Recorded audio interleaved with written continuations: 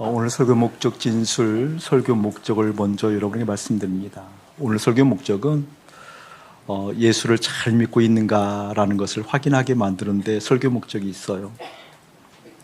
나는 그동안 예수님을 잘 믿고 있다고 생각했는데 오늘 말씀에 의해서 보니까 안 그렇구나 라고 여겨지는 분들은 다시 한번 주님을 바라볼 수 있는 강력한 동기부여가 되어지고, 나는 정말 예수님을 잘 안 믿는 사람이었구나 라고 하는 사람들은 죄책감에 빠지는 것이 아니라 다시 한번 주님께서 나를 부르시는구나, 나를 사랑하시는구나, 나에게 또 이러한 말씀을 허락하셔서 하나님을 향하게 만들었구나 라고 새로운 희망을 갖게 하는데 설교 목적이 있습니다. 그렇게 예수를 잘 믿고 있는가에 대한 그 기준점 하나가 뚜렷하게 보일 텐데, 살아가게 되어지면서 그 낙심거리들이 있거든요.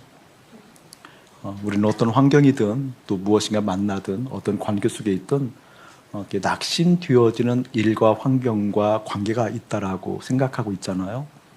근데 성경에서 이야기하고 있는 낙심거리가 무엇인가라는 것을 밝히 깨닫게 되면, 아하, 이 근거에 의해서 예수를 잘 믿는가, 예수를 잘못 믿고 있는가라는 것을 보게 만드는 데 설교 목적이 있습니다. 사랑하는 여러분들, 예수 잘 믿으셔야 돼요. 지난주에 우리 데코팀에서 우리 데코팀장한테 연락이 왔어요. 목사님, 이번 주에 우리 데코팀이 대부분 모이는데 저희들 꼭 축복해 주세요. 약속의 말씀 주세요. 그리고 목사님, 당부하실 이야기 있으면 꼭 해주세요 라고 전화가 왔길래 제가 잠시 망설였어요. 잠시 망설이다가 즉각적으로 제가 이야기했어요. 우리 대코팀 사랑하는 이들에게 꼭 전달해 주세요. 예수 잘 믿으라고. 예수 잘 믿어야 된다고. 그 마음을 꼭 가르쳐 주세요 라고 제가 전달했습니다. 우리 대코팀이 참 수고하고 애쓰거든요.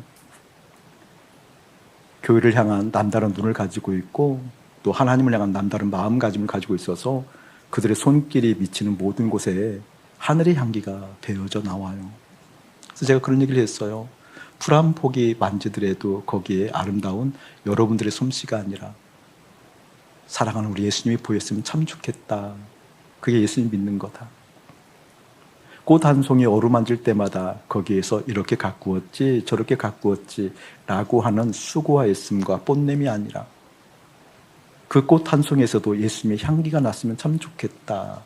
그것을 바라는 마음 확인하는 예수님을 잘 믿는다는 의미가 어떠한 것인지 제 해석되는 그것을 꼭 전해주세요 라고 얘기했거든요. 근데 그 예수를 잘 믿어야 된다라고 권면했던 그 말이 계속 제 마음 가운데 맴돌았어요. 그리고 거듭할수록 아주 오래전에 있었던 일이 생각이 났어요. 저희 교계에 어른 중에 한경진 목사님이라고 계셨잖아요. 한경진 목사님에 대한 평가는 뭐 여러 가지 평가가 있을 수 있겠지만 믿음으로 살아간 아주 믿음의 거인이었어요. 많은 사람들이 한경진 목사님을 보면서 믿음을 배워가기도 했고요. 또 우리 한경진 목사님을 보면서 하늘에 대한 소중한 추억거리들을 많이 쌓았던 그러한 모범이 되었던 분이 또 한경진 목사님이기도 해요. 근데 한경진 목사님이 노년이 되고 그리고 주님 나라에 가까울 때는 좀 몸이 불편하셨어요. 다른 것이 아니라 치매가 오셨어요. 근데 앞뒤 좌우를 분간하지 못할 정도의 개념이 아니라 간혹 가다가 분간이 안 되는 그런 상황까지 오신 거예요. 그리고 이제 병원에서 코끝에 호흡이 멈추는 그 순간 우리 하나님 나라에 갈 그 일들을 예배하는 시간들이 가까우니까 교계의 원로들이 찾아비웠어요. 총회의 중진들이 지도자들이 한경진 목사님을 찾아갔어요.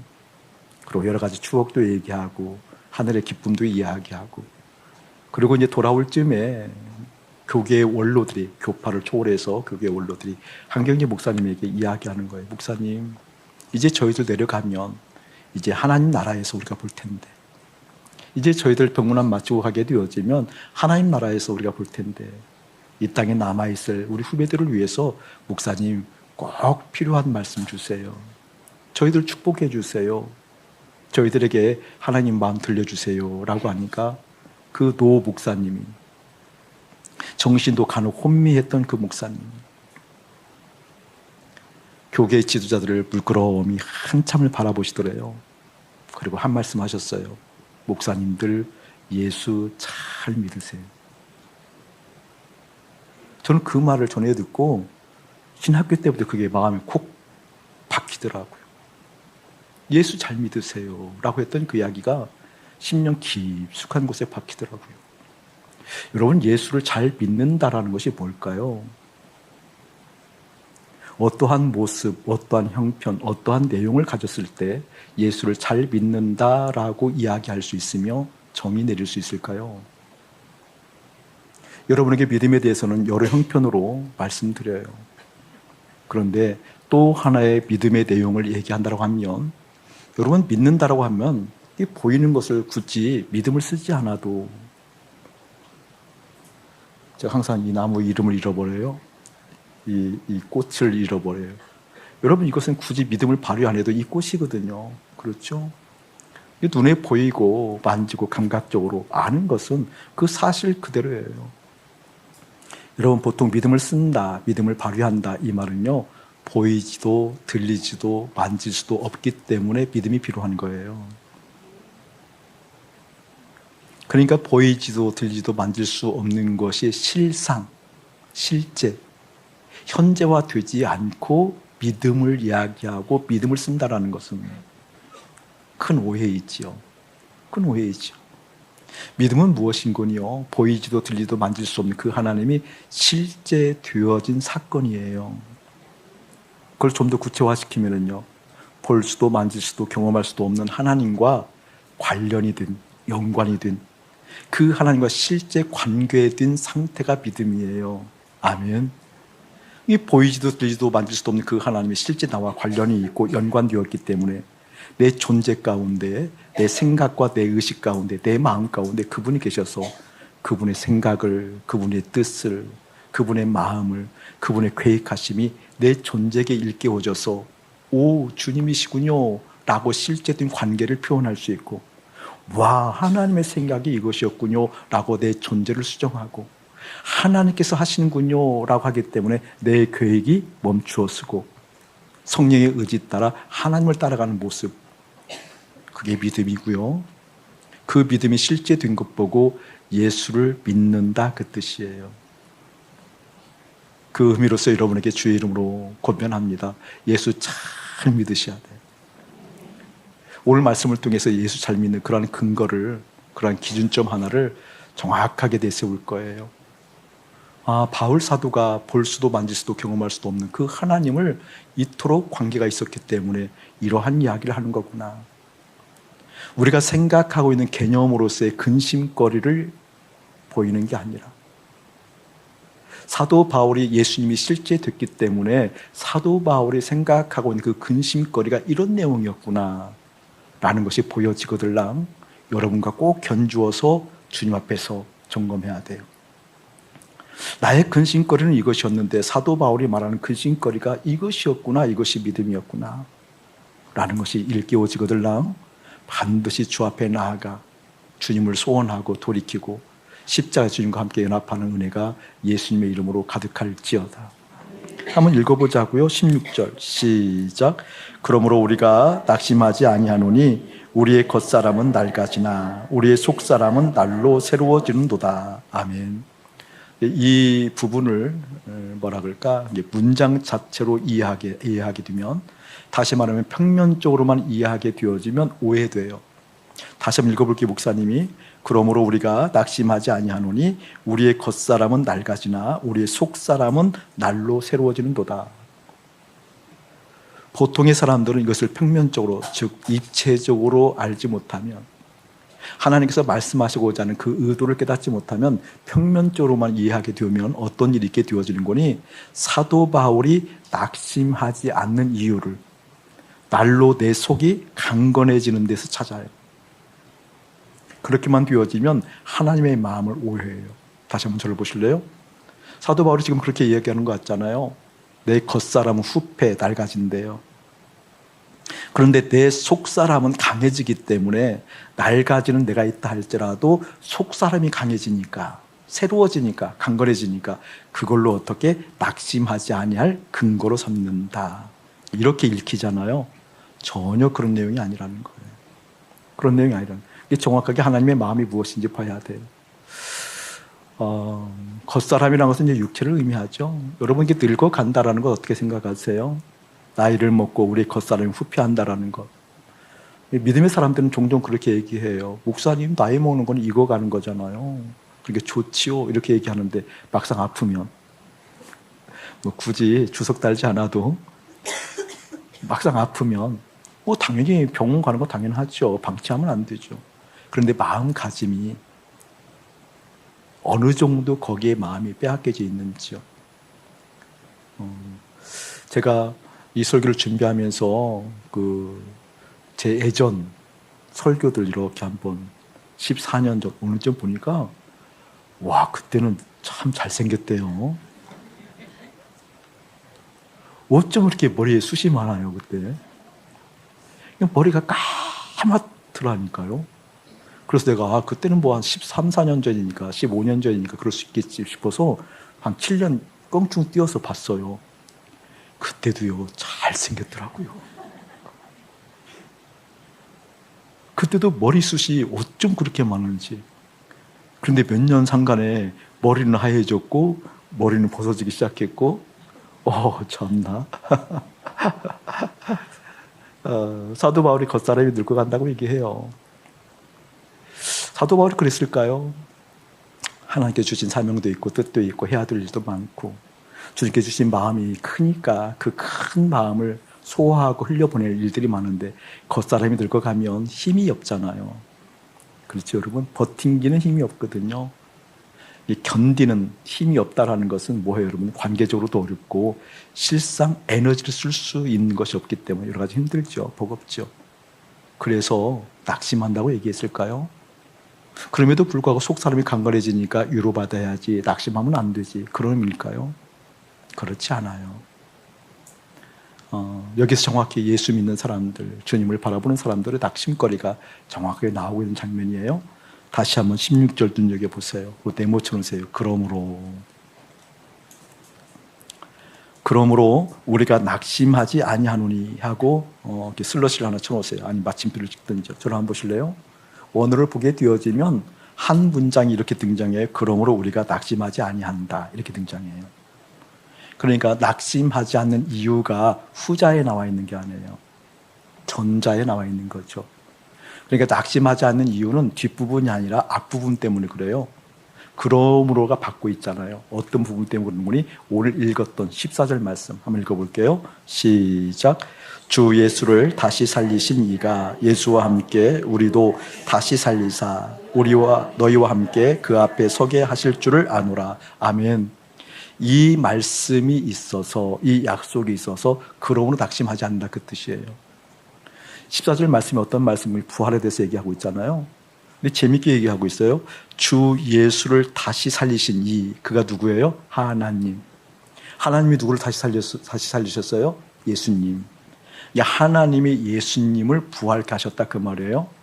하나님께서 예수님을 부활케 하셨는데 그 예수와 함께 우리도 다시 살리사, 우리도 부활한다라는 거죠.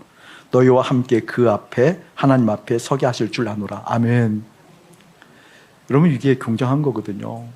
예수님이 부활한 사건이 있어요.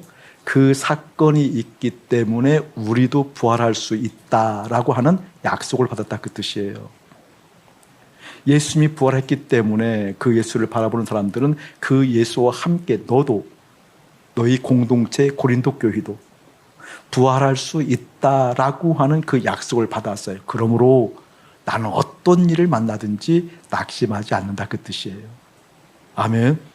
근데 왜 부활 때문에 낙심하지 않는다라고 얘기했을까? 그 낙심이 우리가 얘기하고 있는 삶의 이러한 저런 어려움을 얘기하는 걸까? 그것을 보게 한번 종종 목사님 설교 때 자주 인용하는 텍스트 중에 하나가 무엇인 거니? 변화산에 대해서 자주 얘기를 해요. 그 변화산에 예수님의 제자들 베드로, 요한, 야고보가 예수님 따라 올라가잖아요. 그 산 위에 올라갔을 때 예수님의 변화된 모습, 다시 말하면 천국이 실제 그곳에 임해요. 하나님 나라가. 그래서 예수님과 모세와 엘리야가 함께 등장했을 때 그 변화의 환경을 보고 베드로, 요한, 야고보가 뿅 가잖아요. 하늘을 실제 본 거예요. 천국을 실제 본 거예요. 하늘의 빛을 본 거예요. 하늘의 영광을 본 거죠. 봤을 때 베드로, 요한, 야고보가 정신을 잃어버려요. 어떤 정신? 내려갈 정신. 세상에 머물 정신을 잃어버려요. 세상에는 가족도 있었을 테고 사역의 장이 있었을 테고 사명도 있었는데 그 사명까지도 잊어버리고 뭐해요? 그곳에 머물기를 원하거든요. 여러분, 천국을 본 사람들의 특징이에요. 천국에 실제 되면 실제 들수록 이 현상 생겨요. 어디에요? 나 하늘에 머물고 싶다. 나 하나님 보고 싶다. 나 하나님 함께 하고 싶다. 사도 바울이 다메섹으로 가는 그 길 위에서 빛으로 오신 예수님을 만나잖아요. 근데 그 시간이 성경은 정확하게 정오라고 해요. 낮 12시. 근데 정오의 빛, 다시 말하면 낮 12시에 찬란하게 빛나는 그 빛과 다른 유의 빛을 보는 거잖아요. 그 정오의 빛보다 어떻게 훨씬 탁월한 다른 유의 빛을 보아요. 예수님을 받아들인 거죠. 예수님을 입은 거죠. 그리고 나서 그 존재가 바뀌어요. 그 속사람이 바뀌고요. 생각이 바뀌고 가치가 바뀌어요. 그래서 바울의 열심이 나온 거거든요. 무엇 때문에 바울이 이렇게 열심히 살았을까? 모든 것을 다 초계와 같이 죽음으로 넘기고 그토록 믿음의 삶들을 그토록 열심히 살았을까? 몸이 닳아져 없어질 정도로 그 수고와 그의 애씀을 아끼지 아니하고 그토록 열심히 살았을까? 뭐죠? 천국이 실제됐기 때문에 그래요. 하나님이 실제됐기 때문에 그래요. 그러니까 지금 바울에게 있어서 근심거리는 다른 것 아니에요. 하나님이 실제됐기 때문에 어디서 살고 싶은 거예요? 하나님 나라. 하나님과 함께. 그런데 바울에게 하나님께서 말씀하시잖아요. 사랑하는 아들아, 네가 본 것, 네가 경험한 것, 네가 체험한 것, 그것을 어떻게 저 땅에 내려가서도, 이 생에 내려가서도 그것을 증거하라 했을 때 바울은 그게 낙심거리였어요. 어디에 머무는 것이? 이 땅에 머무는 것이. 이게 여러분 논리적으로는 이해가 돼도 마음으로는 설득이 안 되죠. 그 부분을 얘기하려고 그래요. 많은 사람들이 천국을 이야기하면 믿음의 사람치고는 천국을 이해하죠. 하나님 뜻대로 살아야 돼. 믿음의 사람치고는 그 뜻대로 살려고 그러죠. 어떻게 믿음의 사람들이 이런 마음을 다 품어? 라고 얘기할 때 여러분 대부분 머리로는 인정을 하죠. 그런데 마음으로는요. 설득이 안 돼요. 설득이 안 돼요. 왜 그러는 걸까? 왜 그러는 걸까? 여러분 사도 바울이 그렇게 나는 정말 하늘에 가서 살아야 되는데 이 땅에 살아가야 될 일들이 어떻게 오히려 이 땅에 지내갈 일들이 어떻게 오히려 낙심이 든 내용이에요. 그런데 낙심이 든 내용이 있었는데 부활을 실제 경험하는 거예요. 예수님께서 부활했던 그 내용이 어떻게 나도 예수님과 함께 부활한다라는 실제 소망이 생긴 거예요. 와, 나도 하나님 나라에 간다. 그런데 때마침 뭘 보는 거니? 늙어가는 나를 보는 거예요. 그걸 보고 뭐 하는 거예요? 아, 이 세상 끝날이 가까이 오는구나. 그러니까 겉사람이 늙어가는 것이 낙심의 요인이 아니라 뭐예요, 여러분? 감사의 요인이었다, 그 뜻이에요. 아멘.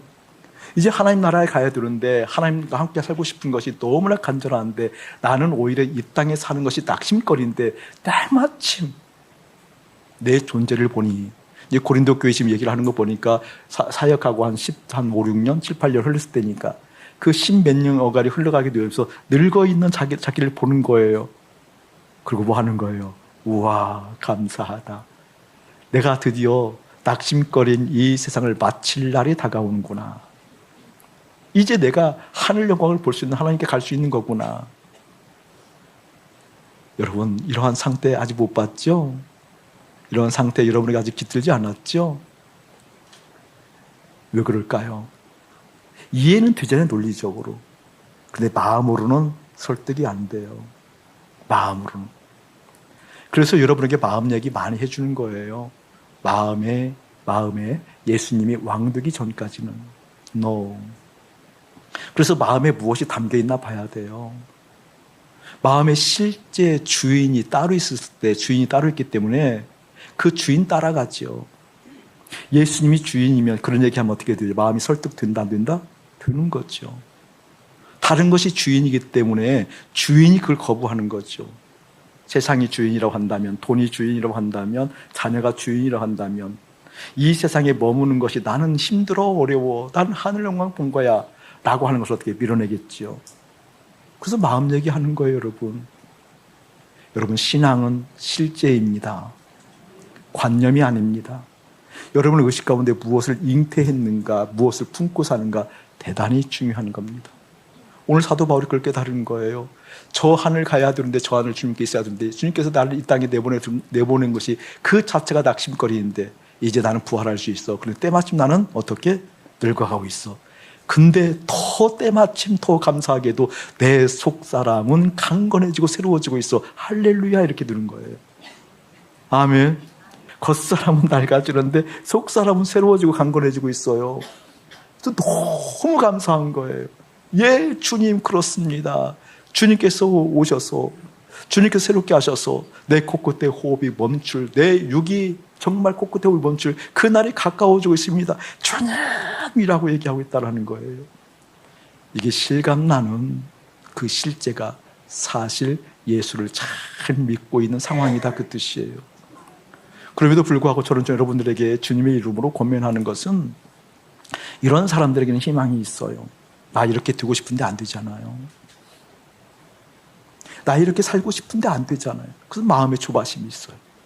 조바심이 있다 그래도 안 돼요. 넘어져요. 힘들어요.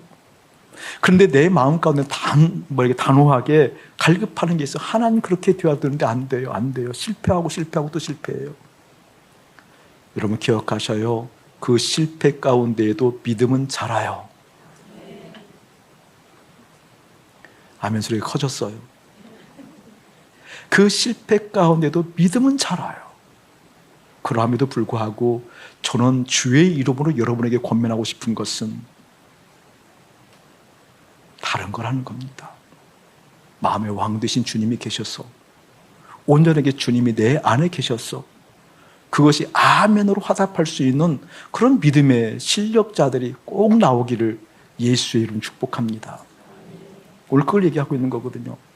그러면서 이렇게 이야기를 하는 거예요. 17절 한번 읽어봅시다. 17절 시작. 우리가 잠시 받는 환난에 경한 것이 지극히 크고 영원한 영광에 중한 것을 우리에게 이루게 함이니. 쉬운 듯한데 좀 풀어야 더 실감이 나요. 여기에 보면 우리가 잠시 받는 환난, 어디에서 받는 환난이에요? 이 땅에서. 잠시라고 하는 얘기니까 길어야 120년, 그렇죠? 강건하면 80년. 참 인생을 힘들고 어려운 시간들을 80대 이후부터 겪게 되는 거니까, 이게 되어지는 거니까, 이게 너무 또 이렇게 생물학적인 개념으로서 이렇게 연장시키려고 애쓰지 않아도 될 것 같아요. 그렇죠? 제가 통계적으로도 목회를 오르다 보니까 88세 넘어가서부터는 굉장히 힘들어져요. 많이 힘드셔져요. 90세 넘어가게 되어지면 굉장히 힘드시죠. 여기서 보면 그것을 잠시라고 표현하고 있고, 잠시 받는 환난이라고 얘기하는데 뭐라고 표현하고 있는 거니? 경하다, 가볍다라고 얘기하고 있다는 거예요. 가볍다라고. 더불어서 비교해서 어떻게 얘기하고 있는? 지극히 크고 영원한 영광에 중한 것, 무거운 것이라고 얘기하고 있다는 거예요. 저는 이 말이 참 재미있어요. 예수 잘 믿는 사람들에게는 이게 실감나는 거예요.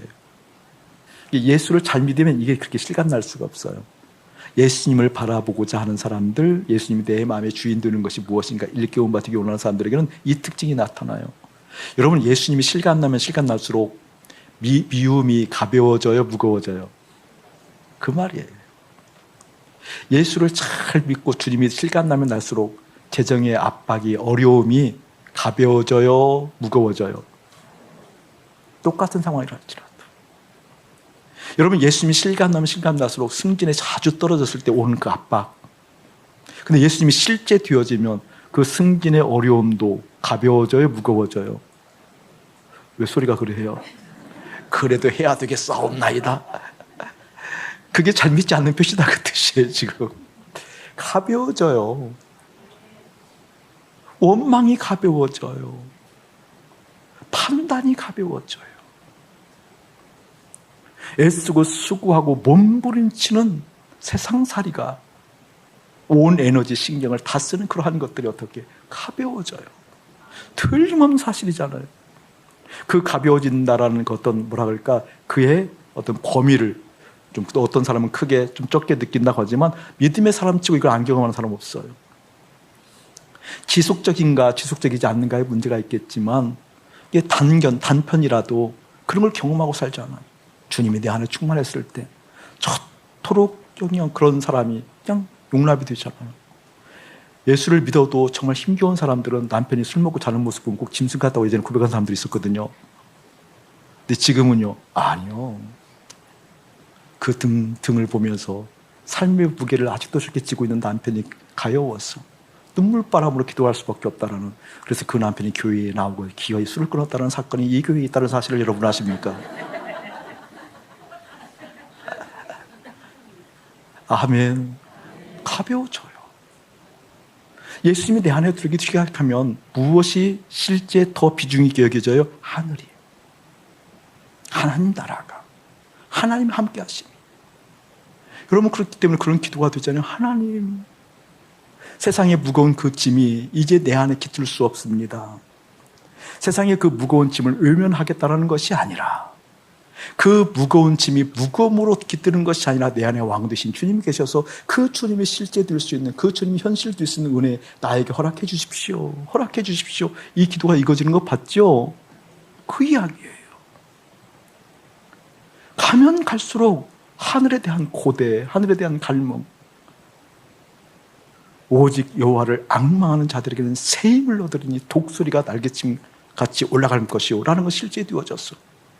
그 어떤 것보다 나는 주님을 앙망합니다. 주님을 고대합니다. 주님을 바라봅니다.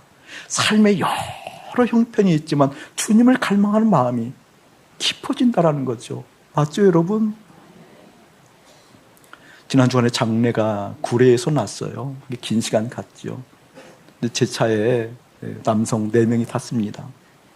뭣도 모르고 탄 거지. 목사님 같이 가면 원래 괴로운 거잖아요. 안 괴로우신 분들은 제가 여러분의 집에 가서 일주일 살아드릴 수 있습니다. 보통 목사님이 여러분 집에서 한 달 살면 대부분 7kg, 10kg는 빠집니다. 근데 목사님 한 차로 갔어요. 근데 제가 가면서 기도했거든요. 어떤 기도? 하나님, 중년들이, 저는 이제 항상 중년이라고 얘기해요. 그쵸, 맞죠? 중년이에요. 중년 초입이에요. 너무 크게 비웃으면 안 돼요.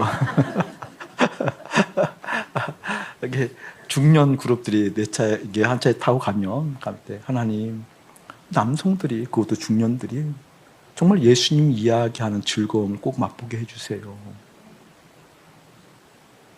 그것이 관념, 다시 말하면 내 전두엽이 아닌 뭐예요? 여러분, 감정의 뇌들을 이렇게 자극해서 오는 그런 즐거움 말고요. 그냥 이성적으로 생각할 수 있는 이 전두엽에게도 그렇게 하늘의 기쁨이 실제된 역사 보여주세요. 라고 이제 그런 기도를 하면서 갔거든요. 가니까 같이 간 우리 남성분들이 아무래도 목사님 있으면 좀 거북하잖아요. 그러니까 제법 선한 얘기들을 많이 하셔요. 그리고 큰 하자가 없는 얘기들을 많이 하시고요. 좋죠. 근데 이제 올 때는 제가 드디어 마음 먹고 기도했던 내용이기 때문에 질문을 하나 불쑥 내뱉었어요. 제가 우리 지사님들에게 꼭 질문 하나 던지고 싶었던 것이 있어요. 지금 무슨 생각하셔요? 밖을 보면서, 이 차 안에 있으면서, 우리가 대화하면서 어떤 의식을 가지고 계셔요? 의식 가운데 무엇을 잉태하고 사셔요? 마리아가 예수님을 잉태했다고 한다면 잉태한 그 예수님이 있기 때문에 마리아 환경이 곤고해도 예수님이 함께 할 수밖에 없고, 마리아가 기뻐도 예수님과 함께 할 수밖에 없었던 것처럼 무슨 생각하셔요? 라고 하면서 복음 이야기, 가치들, 믿음 이야기, 너무 제 마음이 행복했어요. 남성들만 모여 있어도 사업 이야기, 옳은 이야기, 그 다음에 누굴 비판하고 건전하게 이끌어가는 이야기 안 해도 이렇게 해야 된다라고 하는 도리, 가치 이야기를 점잖 빼서 하지 않아도 예수님 이야기가 실제 복음 이야기가 생명이고 길이라는 것, 진리라는 걸 알아서 오는 그 즐거움을 저는 맛보았는데 어땠어요, 집사님? 한기구 집사님 어땠어요? 크게 얘기하세요. 네. 이소원 집사님 어떠셨어요? 네, 다들 이제 또 거짓말 회개하기 없게 그런 거 없게 해요.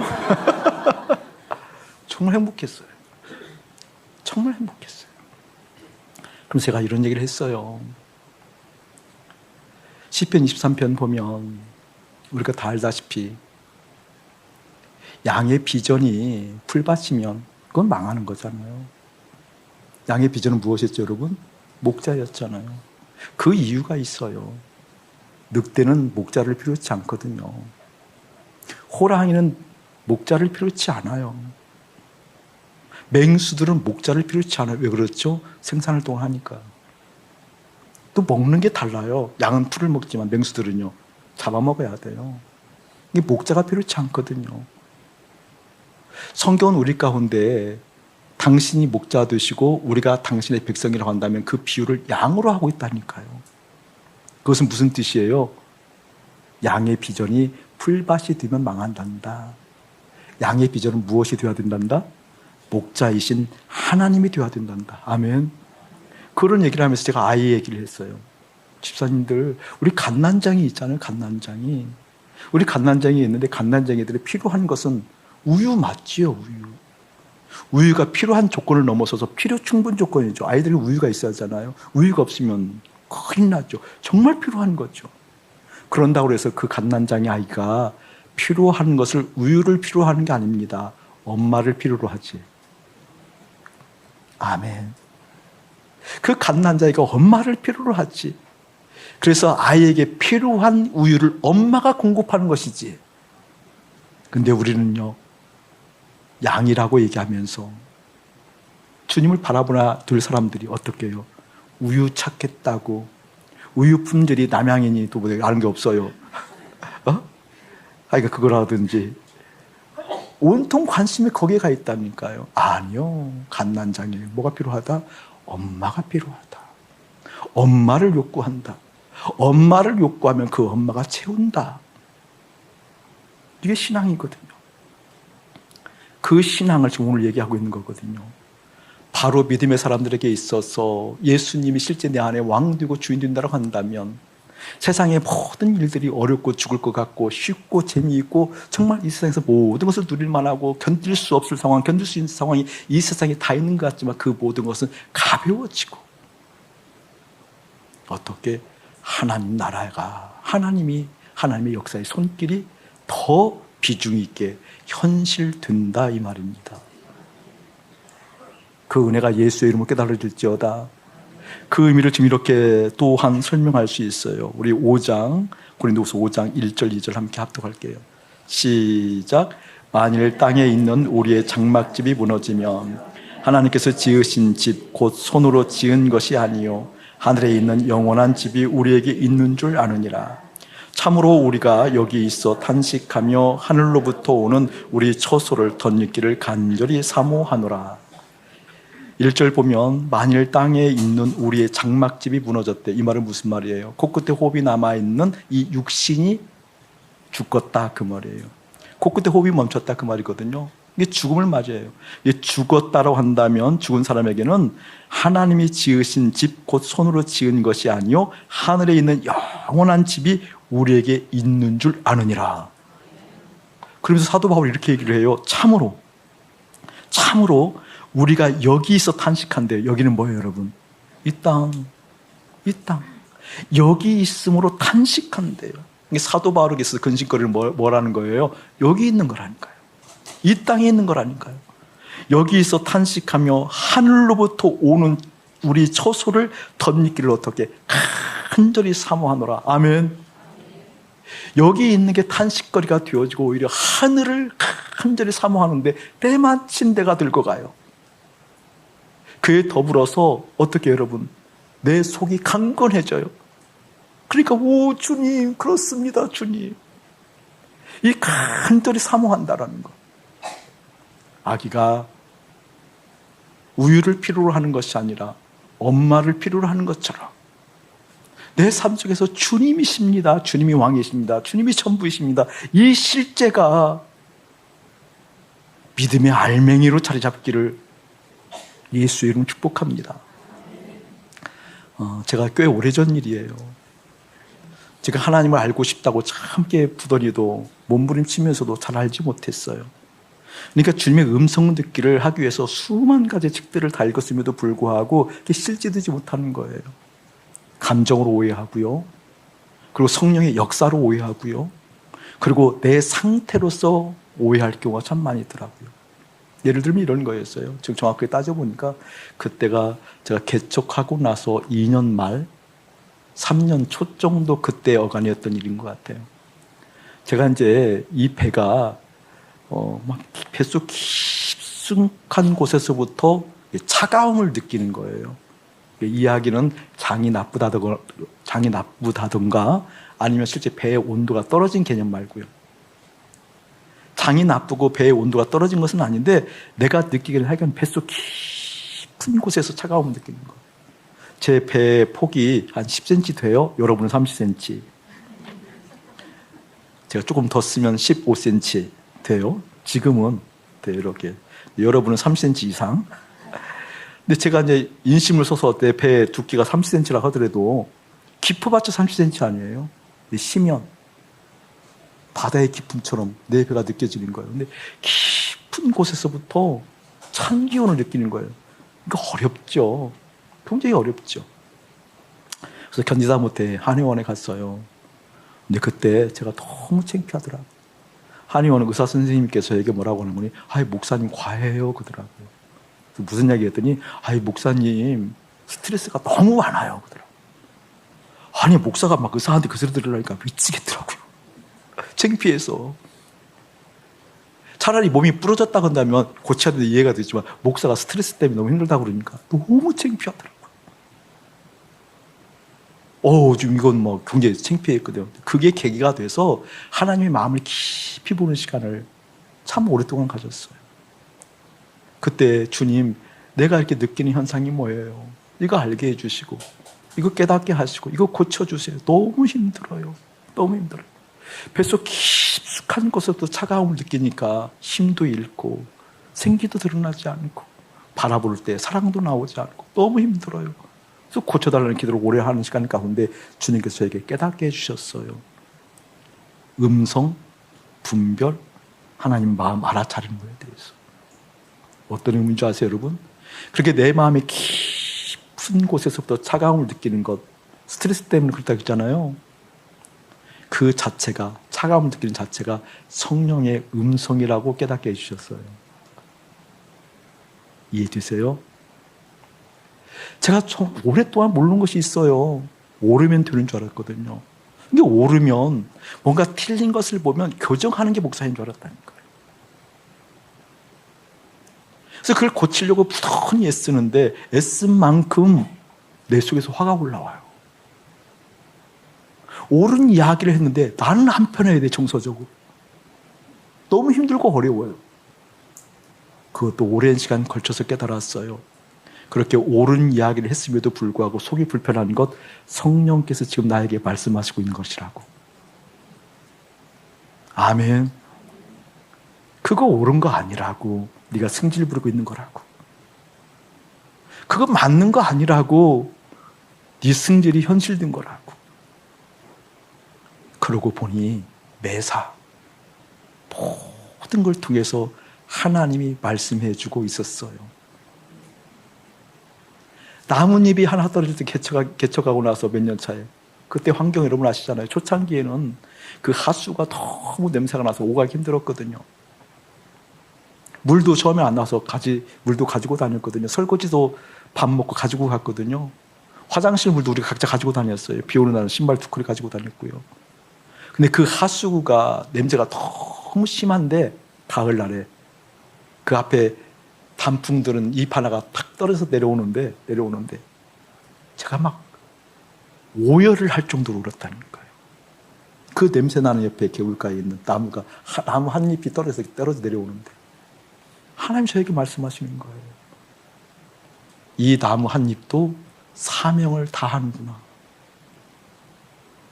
그 냄새 나는 곳에서 모든 것을 하나님의 음성이 들리기 시작하는 거예요. 그 옆에, 우리 교회 옆에 예전에 중간에 잘렸지만 그 막 한 30m 뒤어지는 그 성냥 만드는 그런 어떤 그 가보로 나가지 않은 그 나무가 있었잖아요. 비루나무, 높은 나무. 명절이었어요. 다들 가고 교회에 혼자 남아서 지키고 부닥불 켜놓고 있는데 햇빛이 비치는 그 나무가 춤을 추기 시작하는데 그 어떤 사람들보다 하나님을 찬양하는 나무가 보인 거예요. 실제 그냥 어떤 뭐랄까 정서적인 측면을 얘기하는 것이 아니라 이 나무도 하나님을 찬양하는구나. 가장 기가 막히게 열심히 찬양하는구나. 라고 이파리 하나가 바짝바짝바짝 하면서 막 노래 곡조에 맞춰서 막 하는데 주체할 수가 없는 거예요. 하나님이 말씀하시는구나. 힘들고 어렵고 공고한 그 시간이 있었어요. 주일날 오후였어요. 지금도 당사자는 좀 모를 텐데 그때 마을이 몇 개 있었는데 그 마을, 그때는 초원을 마을이라고 했거든요. 말했었는데 거기 앉아 계신 우리 조기춘 지사님이 저에게 말고 자기 마을에 카톡에 무지개를 찍어서 딱 올렸어요. 제가 그래서 우리 조기춘 지사님을 잊지 못하는 거예요. 그때가 10년 전 얘기, 10년 전 얘기야. 9년 전 얘기. 자기 마을 카톡에 딱 무지개를 올렸는데 그때 그걸 보고 제가 교회 옥상에 오후에 남아있었거든요. 다 가고. 그리고 교회 옥상을 딱 쳐다보니까 무지개가 떴는데 십자가 무지개가 뜬 거예요. 쌍무지개는 봤어도 십자가 무지개를 봤습니까? 그게 지금도 제 카톡에 있어요. 이렇게 힘들고 어렵고 내가 혼자 몸부림친다고 생각했는데 주님께서 함께 하시는구나 라고 말씀하시는 하나님. 그러고 보니 하나님께서는 모든 걸 통해서 다 말씀하고 계셨어요. 그 하나님의 감각이, 그 하나님의 손길이 볼 수도 만질 수도 경험할 수도 없지만 여러분의 실제 사실 현재화되어진 역사가 가득히 임하기를 예수의 이름으로 축복합니다. 오늘 그것을 얘기하고 있는 거거든요. 사랑하는 자들아, 너희들의 감각, 너희들의 생각, 너희들의 마음 온 곳을 향하여서 주님을 바라보는 마음 챙기거라 라고 얘기하고 있거든요.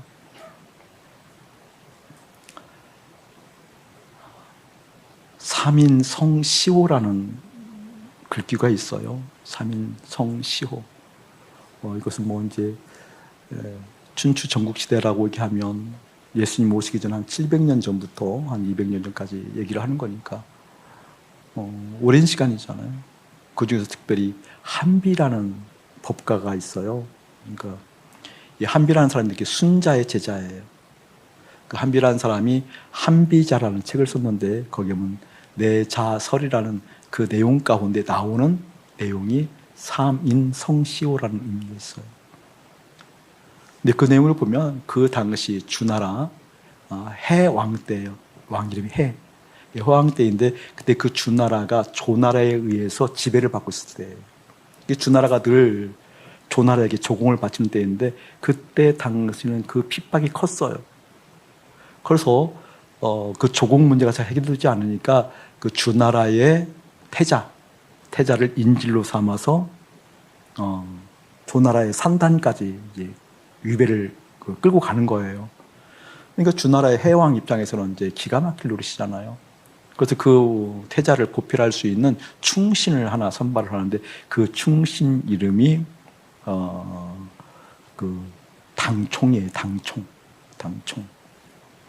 근데 이 충신이 이제 임금으로부터 신임을 받아서 가게 되는데 떠나기 전에 왕을 아련하면서 얘기를 해요. 왕이시여, 제가 꼭 한 가지 당부하고 싶습니다. 라고 얘기하면서 이렇게 얘기를 해요. 지금 저작거리 시장에 호랑이가 나타났다고 누군가 와서 이야기한다고 한다면 그 말을 믿으시겠습니까? 그렇거든요. 저는 여러분에게 물을게요. 일산시장에 호랑이 나타났어요. 그러면 믿어요, 안 믿어요? 어려운 얘기죠? 안 믿죠. 뭘 그걸 안 믿지? 라고 얘기하니까 다시 이야기를 해, 신하가. 이번에는 또 다른 사람이 와서 저작거리 시장에 지금 호랑이가 나타났습니다. 라고 또 누군가 다른 사람에서 얘기한다면 믿겠습니까? 안 믿겠습니까? 똑같은 이야기를 다른 사람에서 얘기하니까 그래도 좀 뭐 이상하다고 얘기하겠지만 믿겠니? 뭐 이런 식인 거죠.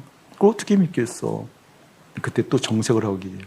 그런데 또 다른 사람이 와서 시장에 호랑이가 나타났다고 한다면 그때는 어떻게 하시겠습니까? 라고 하니까 뭐라고 그래요, 여러분? 여러분, 일산시장에 호랑이가 나타났다고 안 믿죠? 근데 목사님 같은 분이 와서 또 막 긴급하게 얘기를 하고 또 긴급하게 누가 얘기하고 여러분 이건 헷갈리는 거거든요. 세 번째까지 와서 그러면 그걸 뭔가 반신반의 넘어서서 생각해보고 이상한 일 아니야? 그렇게 얘기를 하거든요. 3인 성시호라는 얘기가 무슨 말인군요. 세 사람이 호랑이를 이룬다, 호랑이를 만들어낸다 그 뜻이에요. 세 사람이. 그러면서 신하가 얘기하는 거거든요. 내가 떠나가게 되어지면 떠나간과 동시에 많은 사람들이 나에 대해서 많은 모해를 할 것입니다. 그러나 어떤 이야기도 속아 넘어가지 마시고 믿지 마십시오. 당부하고 있으니까 왕이 충신이니까 그렇게 알아듣고 당연하지. 어떤 얘기를 해도 내가 네가 한 얘기 외에는 안 믿지. 하고 떠나거든요. 근데 실제 당초에 못 돌아와요. 실제 못 돌아가요. 실제 떠나간 다음에 수많은 말들에 의해서 왕이 오해를 하게 되어지고 잡지를 못해요. 돌아오지를 못해요. 여러분 성령에 민감한 사람 특징이 뭔지 아십니까? 말을 잘 들을 줄 알고 말을 할 줄 압니다. 크게 아멘. 저는 사랑하는 여러분들이 하나님의 말을 들었으면 좋겠어요. 사랑하는 여러분들이 어떤 모임이든지 하나님의 말을 했으면 좋겠어요. 네 사람이 차를 타고 오면서 그 개념을 제가 얘기한 거거든요. 남자 4명이서, 그것도 중년 이상의 남자 4명이서 다른 이야기, 점잖 빼는 이야기 하지 않아도 하나님 이야기하는 그 기쁨과 즐거움이 일깨워지듯이 하나님의 사람들이 어떤 말을 해야 되는 것인지, 어떤 말을 들어야 되는 것인지, 그것은 어떻게 일상에서 모든 곳에서 성령의 음성을 들을 수 있는 하나님의 마음을 알아챌 수 있는 그러한 마음가짐이 있었으면 너무 좋겠다. 아이들이 우유를 필요로 하는 것이 아니라 엄마를 필요로 했던 것처럼 저 하늘의 처소를 사모하는 것처럼 그 하나님을 사모하는 마음이 사랑하는 교우들 가운데 가득했으면 좋겠다. 휘둘리지 않고 휘두르려고 하지 않고 하나님의 마음 따라가는 순전함이 있었으면 좋겠다. 오늘 이 사도 바울의 마음이 진정 여러분에게 읽혀지기를 예수의 이름으로 축복합니다. 사람의 됨됨이가 있어요. 그 사람의 내용은 반드시 현실에 반영돼요. 그 됨됨이는 생각, 말, 행동. 생각과 말과 행동은 그 사람의 현실됨에 반영되어져요. 무슨 말인군요? 여러분의 현실이 이 땅이면 여러분의 생각과 말과 행동이 이 현실에 있어요. 여러분의 현실이 정말 하늘 아버지이면 여러분의 생각과 말과 행동이 현실된 하늘에 반영된다니까요. 하늘에. 이해되세요? 한 가지 설교를 수정할게요. 그 신화 이름이 방총이에요. 방총. 한비가 이야기하는 한비야라는 책에서 내 저 설이라는 책에서 이야기하고 있는 내용이 3인 성시호거든요.